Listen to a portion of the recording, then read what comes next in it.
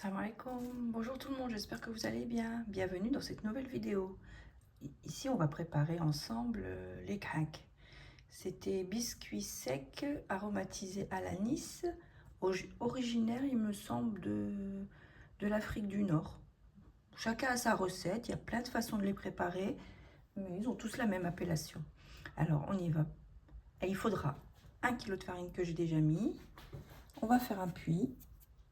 On va mettre 2 œufs. Après, moi, je les fais briocher. Il y en a, ils les font un peu plus durs, plus sablés. Moi, c'est brioché. 2 verres de sucre. Je prends la mesure toujours du même verre pour toute cette recette. Vous voyez des points noirs, c'est parce que j'aromatise mon sucre avec de la vanille. Quand il me reste des gousses de vanille, je ne les jette pas. Soit je les mixe, je les mets à l'intérieur du sucre, soit je les mets en entier. Ça donne un petit goût au sucre. Donc on y va. 2 verres de sucre.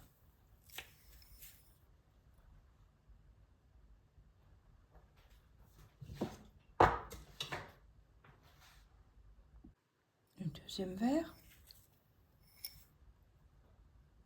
Ensuite, il va falloir 2 verres d'huile.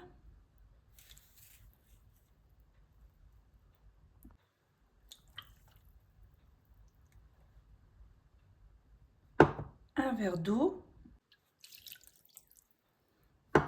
Un demi-verre de jus d'orange à l'intérieur.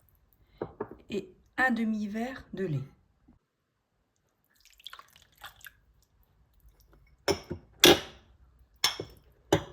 Ensuite, il faudra de levure chimique.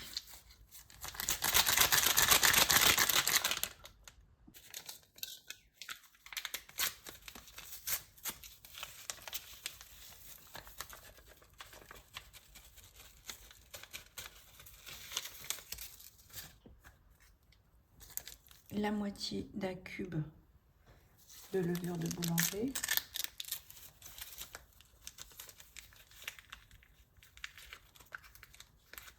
Que vous émiettez.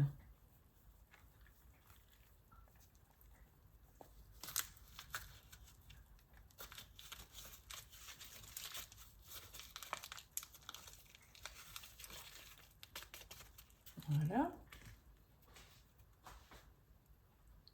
Ensuite, ce qui va donner le goût, c'est l'anis. Alors, je vais vous le montrer, mais moi, je l'ai déjà moulu. J'en prépare toujours à l'avance. Alors, ça donne ça. Et ça sent très, très, très fort. Il y a celui-là. Et celui-là, je ne me souviens plus du nom. Il y a cette couleur, il y en a, ils sont un peu plus clairs, beige clair. Mais c'est exactement ça. Je vous montre bien. Voilà, c'est ça.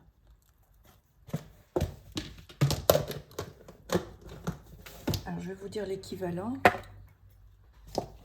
Ça, c'est un peu fort. Hein. Alors, si vous n'aimez pas trop l'anis, il ne faut pas en mettre trop. Voilà. Alors, le mélange des deux. Je mets les proportions équivalentes. Ben, voilà ce que ça donne.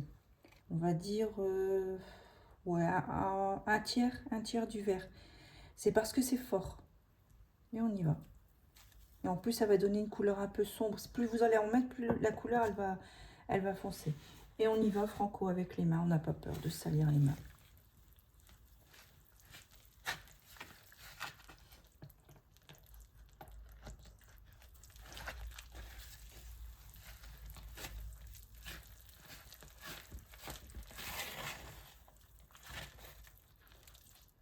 Voilà ce que ça donne. Regardez, la couleur, elle est un peu plus foncée. Celui qui aime les graines de sésame, vous pouvez en mettre à l'intérieur et vous pouvez en mettre à l'extérieur. Ça donne un petit goût croquant. Et pas négligeable. Moi, c'est comme ça, ça me saute. Quand c'est pour moi, ça me convient. C'est des gâteaux que je fais, que j'aime bien faire pour prendre mon petit déjeuner pendant le mois du Ramadan. Je prépare des préparations pour être tranquille et pas courir tout le temps, dire oh, bah, il me faut ça pour le petit-déj, il me faut ça, il me faut ça, il me faut ça. Et là, on va mettre un petit peu de farine juste pour dire de ramasser la pâte. Faire une belle boule.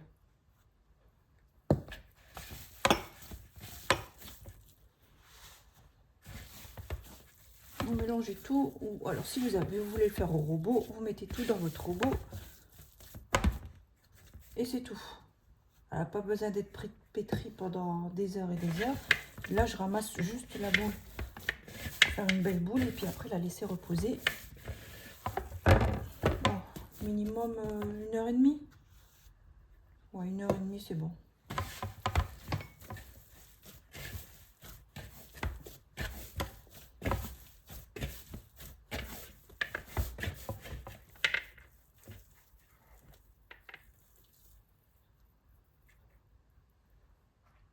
Et voilà ce que ça donne.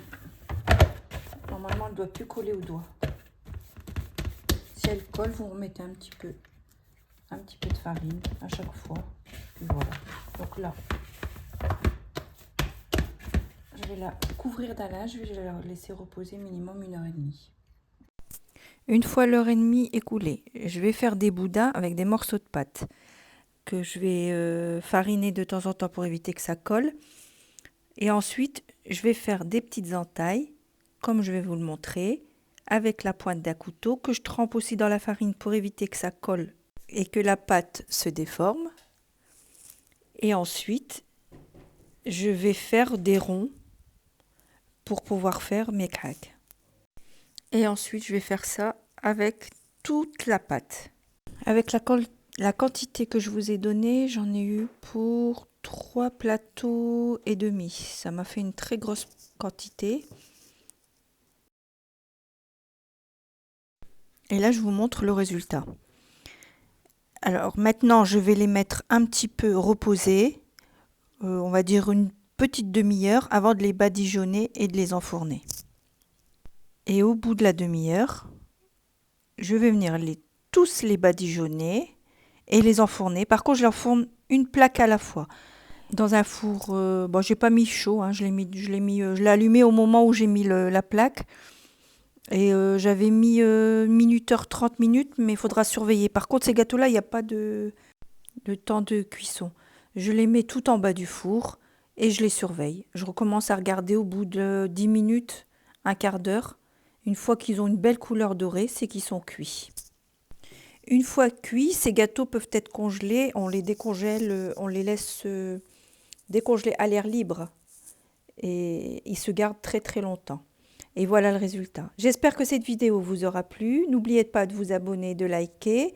Et je vous dis à très bientôt pour d'autres vidéos.